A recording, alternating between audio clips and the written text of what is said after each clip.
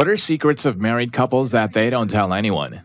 Resentment ends love. If you've an issue, sort it out ASAP. Also, privately, I'll never understand people who insult their partners in front of other people or have their arguments in public.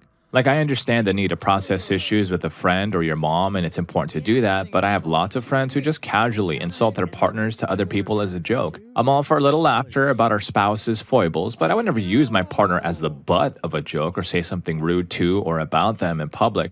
We are a team. I chose to hitch myself to this man for life. Why on earth would I want to give everyone the impression he's an incompetent butt? Well, I guess some people are just pre-gaming for the divorce announcement. Gotta soften the landing with a few years of public insults. Huh. Story 2. Mutual respect and kindness. It doesn't have to be grand gestures, it's the little things. If your partner makes you a coffee, say thank you, and vice versa. Always appreciate the small things. Communicate. Make time to talk to each other about your day. For instance, when you're both home from work, spending time telling each other what happened. Most importantly, talk through problems before they escalate. The silent treatment is truly a silent ender of relationships. Intimacy. Never stop dating each other. Flirt, touch, and smooch as often as you did when you were first dating. Trust. Remember that you are their person and they are yours. Be their safe space and their best friend. Story 3. How important it is that you both keep trying to show up as your best selves. Not perfect, but aware, the ones who know where they end and the other person begins. It's dangerously easy in marriage or any long partnership to dissolve into the plural, to start speaking in we and us instead of I and me, until one day you can't quite remember what used to make you feel most alive on your own. There's a kind of romance in that erosion, but I've seen that there is also a quiet tragedy. The secret, I think, is to keep tending to your own fire, to hold on to the parts of you that exist outside the marriage, the hobbies, the passions, the things that light you up and make you feel good, all the bits that make you, well, you. Because that's what keeps the air moving between two people. That's what keeps it an open door. We're choosing to be in this together rather than a sealed room. It's harder to do when you have kids, of course, but I'd argue it's even more important then. It's also practical. When you stay grounded in yourself, you know you can survive on your own if you ever have to. You become stronger, steadier, more whole, and from that place you can actually add to what you're building together instead of losing yourself inside of it. Plus, it's hot as hell to see your partner show up for themselves, to watch them move through the world with that kind of self-respect. It's also why you see so many so-called glow-ups after divorce. People start redirecting all the energy they once poured into their relationship and SO back into themselves. They remember who they are or were outside of the relationship, and it shows. Story 4. It's not a compromise if one of you is unhappy about it. You need to find a solution that works for both people, always.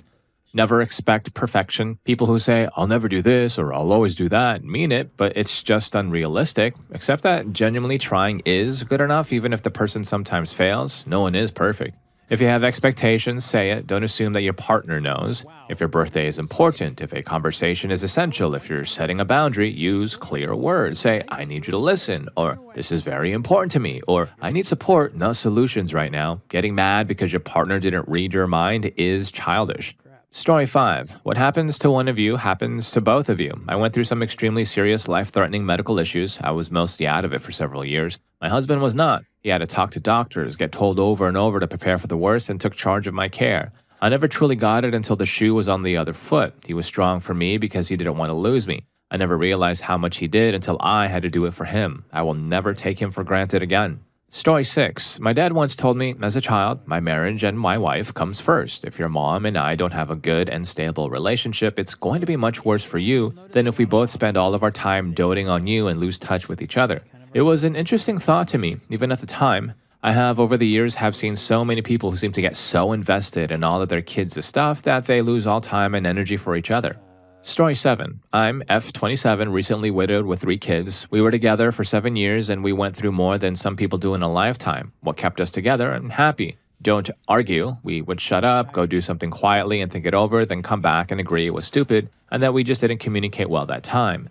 Set boundaries in your relationship, screw everybody else, build for you two. Our religious beliefs conflicted with both of our families, but we didn't care, and it brought us closer together. Talk about the D word, often. The only thing that kept me sane was the fact that we prepared for each other's passing. We put the fun at the funeral. That's what he wanted.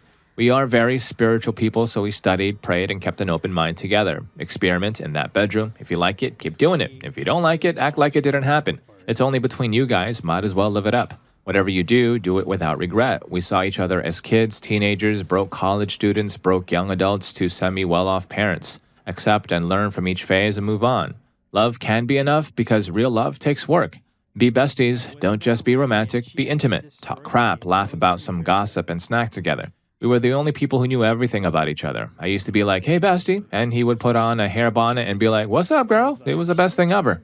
Story 8. 2 failed marriages, but an absolutely amazing relationship happening now, and I can say, definitely be slow to anger and try not to blow up. Don't take everything that is being said as fighting words. Listen and respond in a calm manner. Don't be afraid to talk about awkward situations or issues that arise. Be ready to forgive. They're not perfect, they have their flaws and issues, but more importantly, so do you. Have a special morning routine or something you do specific for the other person. That can be just your thing, and the key is to keep it going every morning, even if you've had a really bad argument and are still salty. Keep the little things happening. For me, I get up at 5 a.m., make her coffee, get her stuff ready for the day, start the car, walk her out to the car, make out, hug her, and tell her I love her. Have a secret I love you action, something simple that you can do at any time if you can't talk and you're in a meeting or something, and do it often. Treat them how you want to be treated in the best way. And guys, make sure she is fully satisfied more than just once and don't satisfy yourself first. Be affectionate in public if you both like that. Kiss, hold hands, whisper dirty things that you want to do to each other and maybe follow through when you get home or in the car. Take showers together, make out. Men, show appreciation for your partner. Let her know you find her beautiful and attractive. When she's getting ready or passing by, say something playful or sweet and express your affection in a caring way. Women, don't tell them to stop when they are doing this or downplay it. Lean into it. Model for him for a few seconds. Wiggle your butt. Do something to let him know you hear him and that you like it. Kiss and hug often. If you think you're doing it too much, then do it more. Always greet at the door if you can. Don't just shout out from another room, I'm in here. No, get up off your butt. If it's not massively important, go say hi and hug and kiss. Even if it's super important, make an excuse to do it. If you can't, as soon as you become available, make sure they know you're happy they're back. Do date nights. Even after you're in your relationship for years, keep doing date nights. Never stop this. Tell them how phenomenal they look when they just wake up or at random times throughout the day. Buy flowers, do cards, buy gifts just because it's a Wednesday. Praise them up in front of others and don't disagree in front of others. Outsider people don't need to know the hard parts of what you're going through. Show a united front. Don't tear each other down in public just for laughs. Don't tear each other down in private in a serious manner. Be prepared to laugh at yourself. Say some funny things in an argument. It sometimes lightens the load.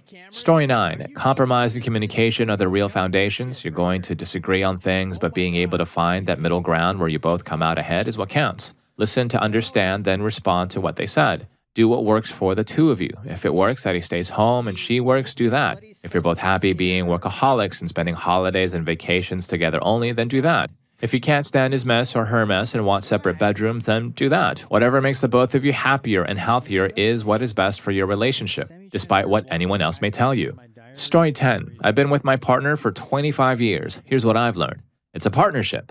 The goal is to make each other's lives easier. If there's something they hate doing and you don't care, you do it for them. Even if you hate doing it, you try to do it as much as possible. The whole point of a relationship is to just make daily life easier for the other person. Effectively, you both try to do 100% of the things everyone has to do, and then that means you're both picking up the slack for each other. You should strive to be the person in their life who annoys them the least. Also, it's the little stuff that matters far more than the big stuff. Do little things for them that give them joy. Do it for no other reason than to give them joy. Make sure to be genuinely interested in what they love. You don't need to have the same passion, but make sure that you don't ruin something they love with your presence.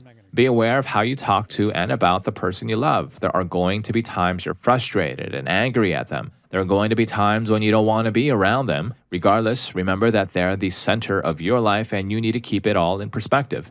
Maintain your intimate life and be good, giving, and game. After 25 years with my partner, the crazy passion of youth fades. You're going to get into routines, your drive changes. As you get older, life will make it hard to find time to have intimacy. Don't let it.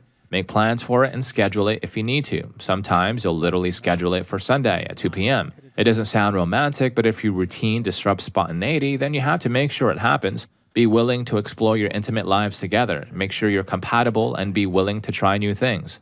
Don't have kids unless you both actually want them. Don't have kids because you're having trouble in your marriage. Kids won't save your marriage if it's already bad. Have kids because you want to raise kids together. If you just want to have something to care for, get a pet or a garden together. Don't have kids only to screw them up.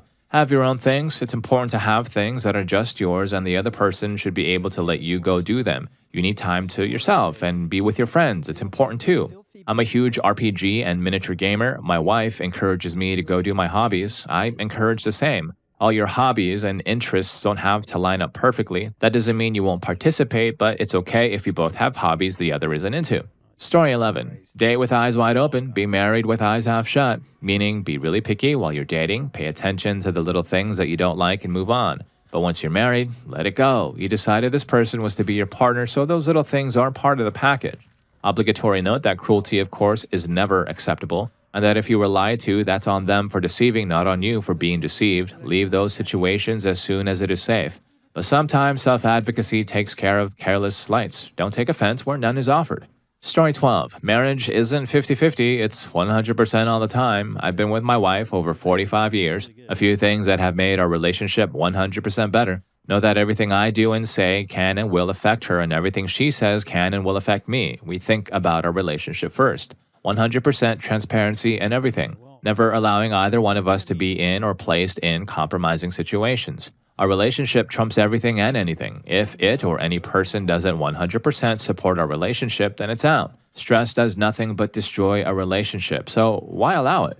Story 13. If you're married and thinking about having children, having kids and parenting really changes your relationship. Be ready for it and be sure to make an effort to stay close to each other. After your kids are not babies and you think your marriage has calmed down a bit, you might find out that your relationship with your spouse is not in a good place. Learn from this and repair the marriage. Of course, the both of you love your kids, help each other with the kids, the house, and all the necessities of raising a family. But don't forget to love each other and make sure you're maintaining that connection. Story 14. A few for me. Own your own feelings, but try to see things from the other person's perspective when you have a conflict. Be nicer to your partner than you are to anyone else. Talking about serious and difficult things together is a skill. Get good at it. Make an effort to notice the good things they do and comment on them. Pay attention to when you hurt their feelings. Lean into hobbies, experiences, interests that make them happy. It's okay to sit next to one another and not say anything.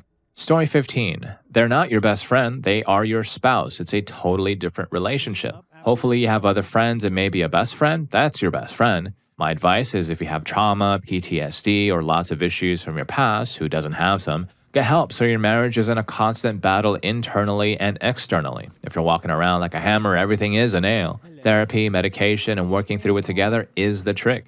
Story 16. Getting married is an exercise in discovering that other people are messed up in some ways just like you. Over time, you learn to accept and integrate these aspects of them, and they eventually become part of the reason you love them, or at the very least, they create the contrasts in their personality that lead you to genuinely understanding them. Some of those things might have sent you off running if you had realized in the early days, but the slow reveal is part of a long-term relationship because nobody reveals themselves entirely right up front. Hell, they might not even be aware of a lot of it. Either way, if you're self-aware and have genuine love for them, then you will show them acceptance, and it's that acceptance that leads to another level of love for them that only comes with time and provides the perspective to understand how they process the changes in life you experience together. Story 17. Just like the 1-minute manager, praise in public, reprimand in private, always be an advocate for your spouse. We do the normal and minor complaining about each other among our friends, but never talk about serious issues outside of the two of us.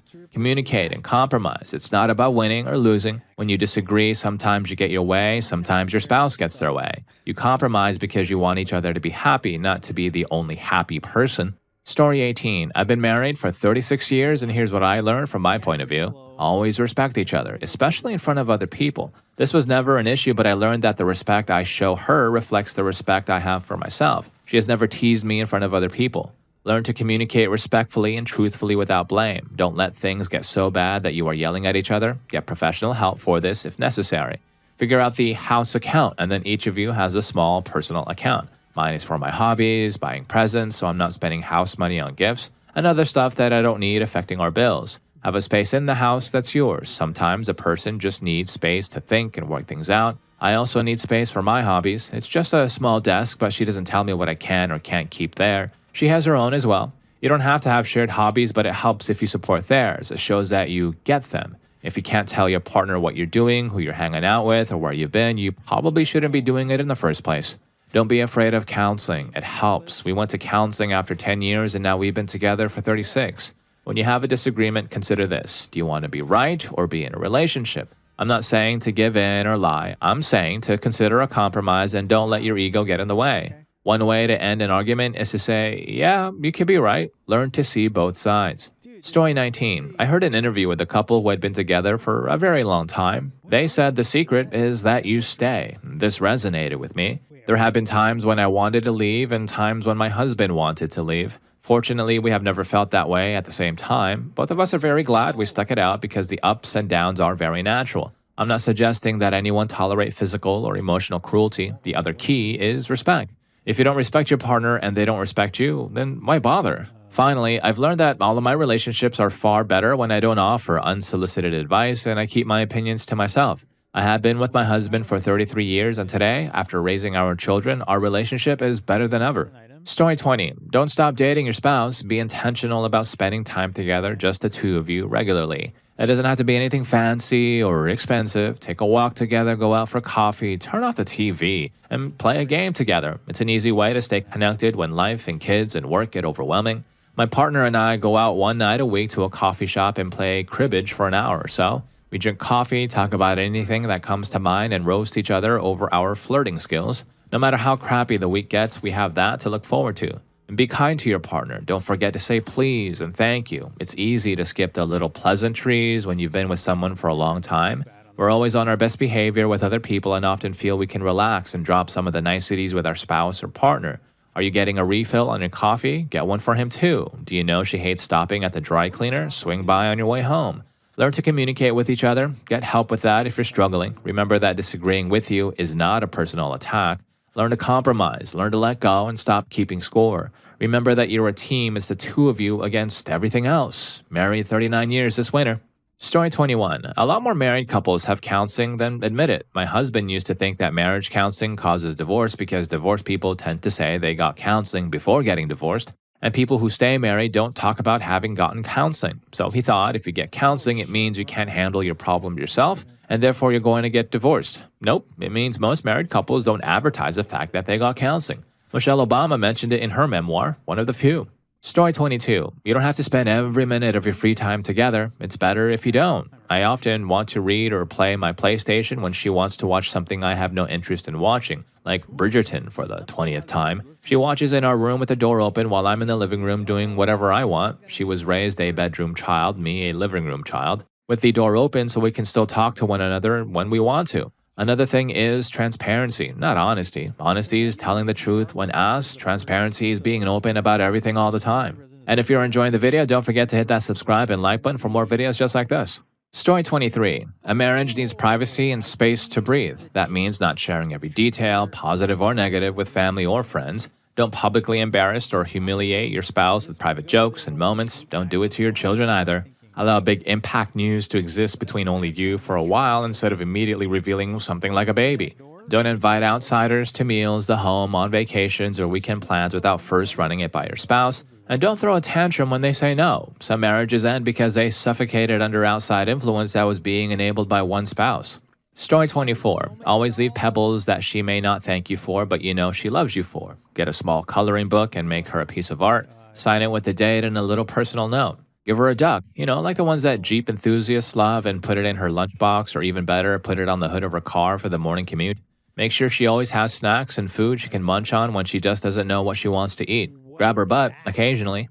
Story 25. I've heard plenty of times that the spark/passion that is there at first cools down to a solid, comfortable friendship. What no one ever told me is that it can come back even stronger. The peaks and valleys of marriage over a lifetime is something I never conceived of. It's something you never experience dating because when you're dating and you end up in a valley, that's the end. About 9 years into our marriage, 5 years ago, my husband and I really did fall in love again. Butterfly, giddy love. We're back in more of a solid friends with benefits zone, but now that we've had that experience once, I know we can get there again if we ride it out and pay attention. Marriage is cool. Story 26. Sometimes you just need to connect intimately to reset. I'm serious. When you are both on edge and getting annoyed about everything, you probably just need to reconnect. And then as you lie there gathering your sense of reality and breath, you realize you don't actually care much about what the other person was doing. As you get older, busier, and add kids and work drama to the mix, intimacy becomes one of those things you either can't do or skip because of time and stress. This, ironically, adds stress because it is a natural stress reliever. That is, if you picked a good partner, you'll sleep better, feel better, and again, you won't sweat the little things. Physical intimacy is a part of marriage. I don't care what any made up religious text or cultural thing you were taught says. Take the no intimacy before marriage idea, for example. When that was written down, people got married like Romeo and Juliet after 3 days, not like today where people date for years. People have natural desires and that is normal. So when you put that natural release on the back burner for life, which happens, you get antsy and sometimes easily frustrated. So if you are ever looking at your partner and you hate how they breathe and sound when there isn't a legit reason to be angry like lying or infidelity, then just reconnect intimately and ask, do you still hate them that much? Poor intimacy will have the opposite effect though, so hopefully you chose a good partner. Story 27. Sometimes you have to let the little things go, especially when it's the kind of thing where there isn't a right way to do it, it's just that you would have done it differently.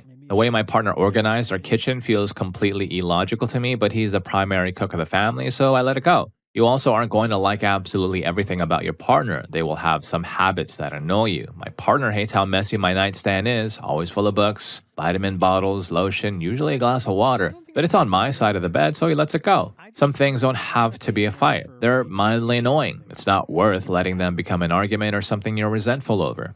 Story 28. In 11 and a half years, my husband and I truly almost never argue. Sure, we will disagree or butt heads on something, but we've never really gotten into big arguments, and I think a big reason why is I will actually go to bed mad rather than get into what I'm upset about in the heat of the moment.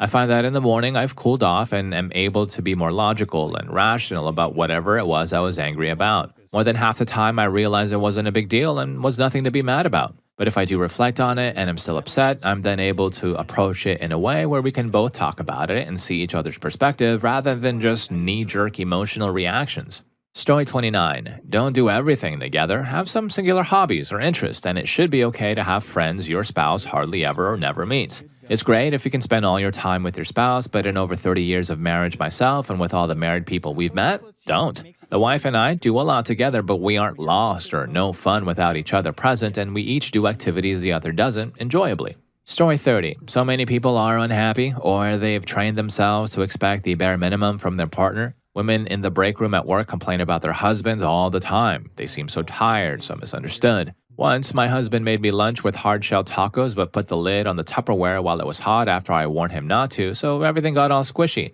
I made a comment in the lunchroom, something like, "That's weird, normally he listens to me, maybe it was just a stupid mistake." And the other women got so upset. "My husband never helps with anything, you need to be grateful. This is a generational difference, you expect too much." "Well, at least he's trying." I went home and told my husband about all their comments. He laughed and sarcastically said, "Yeah, shut up and eat your mushy slop." Story 31. 21 years of successful, albeit tight at times, marriage, 3 kids, middle-class earners. We have a few non-negotiables. Brutal honesty is first, from bad breath to desires, and a good intimate life is paramount, one where you match each other's drive at the very least. If she's a take-it-or-leave-it kind of gal and your drive has left you alone most of the time, it's going to come to a head. Words are like toothpaste. Don't say something you'll regret. We're guilty of violating this at times, though. Keep your dirty laundry to yourself. We're only super close confidants, but don't constantly trauma dump on them either. And keep your crap together. Okay, married 20 years? Want to give up on staying clean or fit or be lazy? Guess what? Total relationship ender. I guarantee you're 100% more attractive at 170 pounds than you are at 220 pounds. My wife finds me the hottest when I'm engaged and involved in the house and family. Built that deck? I'm getting some tonight. Put the laundry away? Yeah, boy. Getting some good lovin'. Played with your kids and spent time together? That back rub is so much sweeter. Keep putting in the work. If you quit, she's gonna quit. Simple as that. Intimacy is gonna get boring, but it's necessary in my opinion. Go out and flirt and be flirted with. Hit up a resort or a club. Only if you have a healthy relationship though. It's not an excuse to cheat. You don't have to engage, but it's hot and fun. Enjoy and don't give up. Story 32. Been with my husband for 16 years as of last month. Every problem is a problem the two of you tackle together. If your argument is starting as you versus me, I'm right and you're wrong, you've both already lost. You're in this together. Every problem should be something you work on together. Relationships will be hard sometimes, but there is a balance. I've had too many friends, I think, ascribe to this idea that if a relationship is the right fit, it will be super easy, you'll never fight, and it'll never be uncomfortable. And if you do fight or things do get hard, it's because the relationship isn't right for you. Absolute garbage. There will be difficult times. You will disagree and even argue sometimes. It absolutely should not be like that a lot, and if you feel like it's too difficult, you should reevaluate. But struggle happens in any kind of relationship. Like Dr. Kelso says, nothing worth having comes easy. My husband and I got together as emotionally immature, damaged teenagers. We had some fights that lasted most of a night at first. We stayed together and grew as a couple because we were willing to sit down and figure it out. Story 33. Sometimes having intimate time when you don't feel like it helps, especially if you have young kids. Obviously, I'm not saying to feel pressured into saying yes when you really want to say no or that you should do this all the time. But sometimes my husband will initiate intimacy, and in the moment, I'm like, ugh, I'm so tired, I don't want to. But I know that once we get going, I'll enjoy myself. So I push through the initial ugh, and I'm always glad I did because I have a great time and it helps us stay connected while we have a 4-year-old and a 6-month-old who sucks the life out of us. See, also, scheduling intimate time. At first, you're like, this is so deeply unsexy. But like, when you work full-time and have a family to look after, you can't rely on spontaneity. Story 34. A guy friend who's now been married over 20 years gave me this tip shortly before they married. 3 bank accounts. 1 joint account that each party pays a sum into. The combined payments cover all standard monthly expenses. 2 current accounts, 1 for each person, which their wages are paid into. Once the expenses payment has gone into the joint account, the leftover is their own. Stops a lot of arguments. It's anecdotal to a degree, but I also know of a few couples who have just the one singular joint account once they were a serious item, and money arguments about non-bill spending are common. Story 35. 50-50 is not a marriage, but 100-100 will last you a lifetime. If you're a good cook, give it 100%. If they are good at budgeting, give it 100%. We play and laugh a lot, pillow fights, cold hands, jokes, animal sounds, dance, sing to each other, just silly stuff. We never intentionally hurt one another. We enjoy each other immensely, but also are individuals who have our own interests. We love hard. Story 36. The reality is that housework, duties, etc. aren't 50-50. You each give 100%, and that often means you divide and conquer. My husband doesn't ever cook, and I don't ever pay bills or do yard work. Things are split unequally, and you lose your mind trying to make it even or fair. You just have to give it your all with someone who does the same. And I never speak unkind words about my husband to anyone ever. Sure, I talk about challenges we're having with my sister or closest friends, but always with respect and acknowledgement that we are both responsible, and I'm always careful to talk about him like the good guy that he is. Story 37. Don't take your frustrations out on them. They are not your verbal punching bag to be used for negatively venting. You may not even realize you are doing it. You may think that it is normal to verbally take your stress out on each other. The thing is, we all have our limits, and you won't realize how much you've been acting up until they have had enough and leave. Then it all becomes clear, and you look back and think, was I really that unnecessarily negative to my other half, the person I love most in this world? I do not recognize that insulting person as me. Who is that? It's hard, but we can be so blind to how we act to those we are so familiar with. You have to be the person to recognize this fault and not rely on your partner to point it out, because by the time they recognize it, their love for you may have completely diminished after being chipped away at time and time again. Be kind to each other.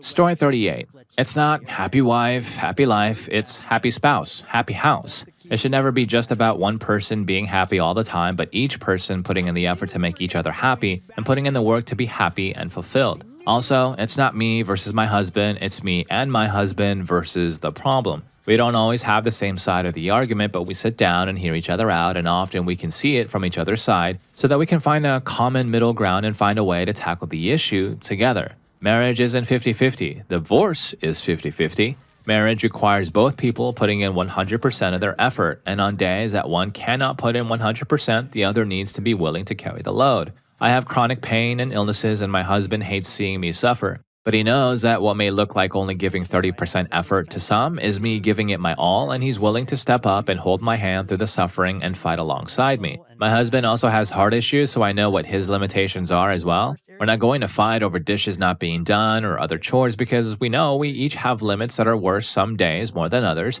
And so we talk it out, see where each other is at, build a plan, and move forward. Story 39. There's never a reason to fight. Fights in relationships are childish BS. If something that comes up is worth fighting over, it's much more worth actually discussing between two rational people that want to find an answer together. Or an act was committed so beyond acceptable that you should just tell them to screw off and stop dealing with them in any way at all. There's no in between. If you think you're having fights but working it out, you're just making each other miserable but unwilling to make the real break, and so many couples are doing this. Also, if your partner needs to have fights and is unwilling to discuss things without it becoming a fight, one or both of you is too messed up to be doing a relationship. Story 40. Married over 30 years, raised multiple children, adopted children, and now have grandkids. I'll be honest, what works for us is not going to work for you. What worked for you would not work for me. My wife is my partner, and I have to learn to love her how she needs to be loved, and she has had to learn to love me the way I need to be loved. She is my best friend, and I want to spend as much time with her as I can. There are common traits to most happy marriages: sharing the load of chores, splitting bills, and maintaining intimacy in your marriage. The closer your goals are in your relationship, the stronger your marriage will be. These are the usual answers, but really that should be common sense. The rest of the advice that I or anyone else can give you is nonsense. Don't have kids, do have kids, separate bedrooms, same bedroom, snuggle, don't snuggle, plan intimacy, always be spontaneous, different hobbies, hobbies together, etc. All of it is noise. No one knows your relationship better than you do. Invest your energy into your partner, learn how they need to be loved, learn what makes them happy, and do those things. As long as your partner is returning the energy, you will be married the rest of your lives, assuming what you are doing is healthy. Story 41. Don't dwell on things. They will make mistakes, and so will you. Don't get lost in the other person. You each need to be individuals, and their personality is not a reflection of yours. Don't be crappy. Do offer to help. Don't keep score. Find at least one thing you both love to do and do it together. Don't do everything together. Story 42. 16 years, 20 together, personal care, work out and keep fit, look good for you and your partner. Physical attraction helps a lot. Maintain this. Take an interest in your partner's hobbies and what they consider fun. When doing things together, remember it doesn't always have to be things you feel are fun. Take and give. Find time for yourselves, movies, shows, dinner. Find time, make time. Be sure to let your partner you enjoy her or his company. Lastly, when your partner says something mean, it will happen. Be sure to make sure they know that you did not like that. Normally, it's best to wait until after you have cooled off. If your partner is mad at you, interrupt them and tell them you love them and you can't be talking like this to each other. My wife and I have an agreement to never swear at each other. These are some of the things that worked for us. Story 43. There are a few. My wife and I have been together 10 years. We have 4 kids, including GGB triplets that are 3.5 and absolutely feral. Ha ha ha. The adversity has actually brought us closer together, and we have to do the cliche thing and communicate all the time. We both agree we would never want to face those challenges with anyone else.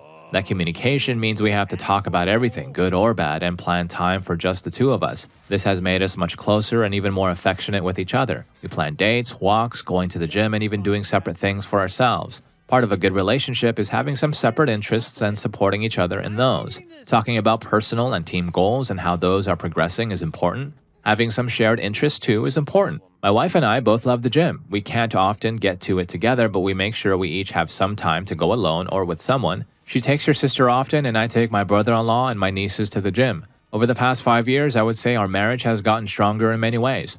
Story 44. A few things we have always maintained in our relationship. We have always continued to date each other. It's important to make time for each other and not one person making the dates. Guys want to feel desired too. This also carries over to in the bedroom. Don't let the guy do all the initiating. Communication, communication, communication. We put each other first. It is important for our kids to see a loving, healthy relationship and one that is an equal partnership. That doesn't always mean 50-50. That means when one person is overwhelmed, the other steps up. Some weeks it may be 100 to 0, 70 to 30, whatever it is. We are all on the same team and teammates support one another. Love yourself. Your spouse married you because they love you and your imperfections. Really let that sink in and be comfortable in your own skin. This was a hard one for me, but our intimate life improved dramatically when I learned to really love me. We just celebrated our 20th last month. Story 45. My wife and I always say that being married is much easier than people make it out to be. We're fortunate to have never had any issues. We've also gone through some very difficult things together that may have made us even stronger. Communicate about everything, be respectful, understand love languages, have the same goals financially but still do fun things. Be an example for our kids by showing our love for one another to them. Keep God at the center of the relationship. This is our number one, but I understand there are some people who aren't religious. Story 46. I used to bartend at weddings for a venue. The DJ would almost always do an anniversary dance, invite all the married couples onto the dance floor for a slow song, and then every 15 seconds or so, he'd ask newer and then older couples to leave the floor. 5 years married, then 10 years, then 15. Eventually, you'd get to a couple that had been together for a very long time, always sweet-looking, elderly folks, and you just love to see it. Then the DJ would ask what their secret was. Maybe it's a regional thing, but nearly every couple said the exact same thing. Don't go to bed angry. Easy answer, makes perfect sense, right? Don't let your anger seethe into resentment. The thing is, I think a lot of people take it too literally, meaning they think, hey, we're fighting and we should resolve this fight before we go to bed. That there ought to be a closure at the end of the day. But marital conflict in my 16 years married doesn't tend to happen at convenient hours when things are going well. It usually is the result of a ramp up of chaos when responsibilities converge, work, kids, house upkeep, bills, etc. And you find yourself exploding out of nowhere when it's either almost day's end or when you have 100 more things to take care of before you sleep. You feel awful and they feel awful, and sometimes all that you can do is just go to bed, sleep it off, then come back and talk things through. Marriage works best when there is common understanding, and sometimes the end of the day is just an arbitrary deadline that simply can't be met. Sometimes space and time is good and necessary. Just don't let things fester and then talk it out if you're feeling something's wrong. And if any of these stories got to you too, here's more for us. YouTube thinks we're going to love this. I'll catch you in that video.